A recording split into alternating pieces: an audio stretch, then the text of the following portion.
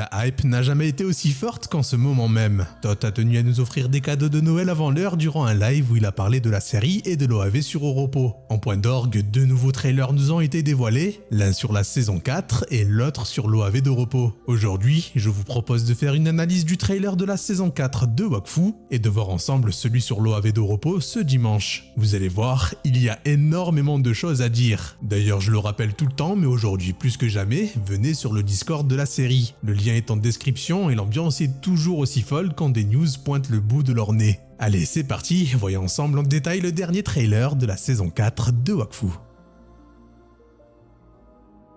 Tout d'abord, attardons-nous sur cette première image de la grande déesse dans un décor totalement inédit. On y voit des sortes de portails à ses pieds menant à divers endroits, et vu que les pouvoirs des héliotropes sont inspirés de la grande déesse elle-même, il est fort à parier qu'elle est capable de lier des dimensions grâce à des portails bien plus élaborés. Au passage, on la retrouve avec la même bande qui ont passé l'Hyperzap pour l'Inglorium en fin de saison 3. Il n'y a donc aucun doute, on se trouve bien dans l'Inglorium totalement vide de ses dieux. Elle semble désormais occupée par la grande déesse qui a même des fidèles pour la servir dans ses plans. Le tout maintenant est de savoir qu'est-ce qu'elle a derrière la tête. Nous voyons ce qui semble être des héliotropes en stase à l'intérieur d'elle-même, nous donnant du coup la réponse qu'on n'avait pas lors du précédent trailer où Yugo contemplait ses frères en stase. J'avais vu juste, ils sont bien en stase à l'intérieur même de la grande déesse. En parlant de la grande déesse, elle dit quelque chose de troublant en ouverture. Vous m'avez tellement manqué. Une phrase qui nous indique que ce que l'on sait d'elle semble être juste. C'est bel et bien la créatrice du peuple héliotrope qui voit sa création comme ses propres enfants. Elle semble même avoir ramené Killby d'entre la dimension blanche, un Killby qui semble totalement apaisé avec une tenue blanche qui n'est pas là par hasard. Sûrement qu'il a été décidé de l'habiller ainsi pour exprimer la sérénité qu'il a gagnée. Certainement que de voir sa créatrice, ou devrais-je dire sa mère, le ramener auprès des siens dans un projet pourquoi pas de parcourir les dimensions avec ses frères a donné un véritable sens à la vie de Killby. Ça expliquerait pourquoi on a un nouveau Killby totalement méconnaissable en début de vidéo. À vrai dire, c'est quelque chose qui me met du baume au cœur car Killby méritait vraiment une autre issue que celui qu'on lui a donné en fin de saison 2. On continue dans le trailer avec Yugo qu'on retrouve avec Amalia. Amalia qui a elle aussi droit à un petit dialogue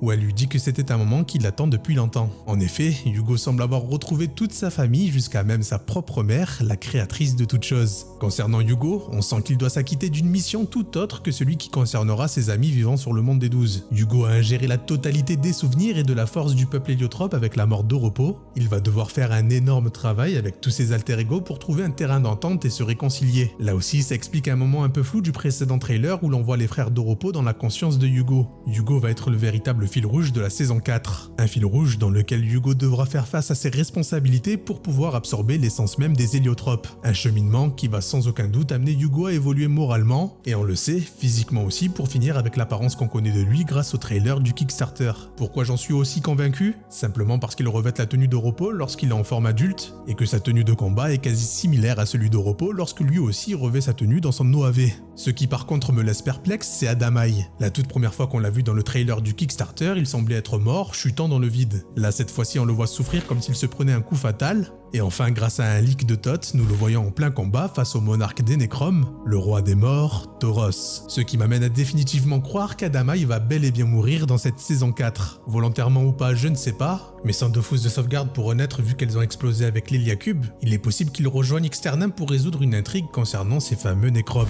Evangeline aussi ne donne aucun présage très rassurant en la voyant sans arrêt inquiète et même en larmes dans ce dernier trailer. Des larmes que Tristepin aussi laisse couler en chutant de très haut. Je ne sais pas ce qu'il se passe dans cette saison 4, mais elle semble suivre la saison 3 dans sa teinte sombre où la confrérie va devoir faire face à de gros ennuis. On finit avec ce qui est sans aucun doute la plus grande nouvelle de ce trailer. Nora, la sœur de Yugo issue d'un Dofus Heliotrope tout comme lui, celle qui avait fait appel à la grande déesse pour éliminer les méchasmes succombant normalement à l'immense explosion qui les avait anéantis, semble miraculeusement avoir réchappé à la mort. Alors est-ce qu'elle revient elle aussi d'Externam ou d'une dimension parallèle que la grande déesse aurait pu ouvrir? Ça malheureusement nul ne le sait. Il est même possible que la grande déesse l'ait simplement sauvée depuis tout ce temps. Ce qui est par contre plus cohérent, c'est la présence d'Ephrim que beaucoup avaient déjà réussi à comprendre avec plusieurs leaks. Ephrim qui pour rappel est le frère dragon de Nora, un Ephrim qui sera sous forme nécromatique et qui va devoir faire face à sa sœur. Peu de gens le savent mais c'est symboliquement magnifique car elle est évoquée dans la saison 1 par Grug Aloragran, quand ce dernier dit qu'il a souvenir d'une jeune fille héliatrope qui lui aurait confié le Dofus d'Adamai et de Yugo, ainsi que l'Héliacube, en lui précisant que le sort du monde dépendait d'eux. Des milliers d'années plus tard, la prophétie de Nora s'avère juste, le destin du monde repose repose effectivement entre les mains de Hugo, Adamaï et de l'Héliacube.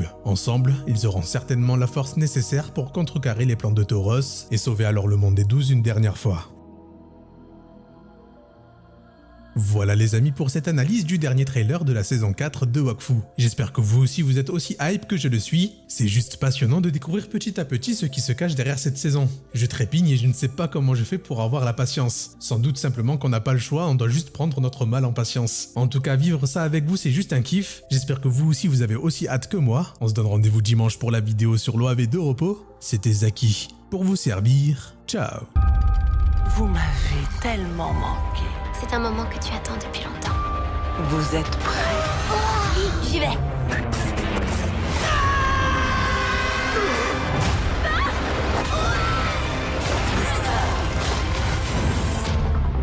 On se retrouve vite, Hugo. Wakfu saison 4, début 2024, sur l'appli Oku.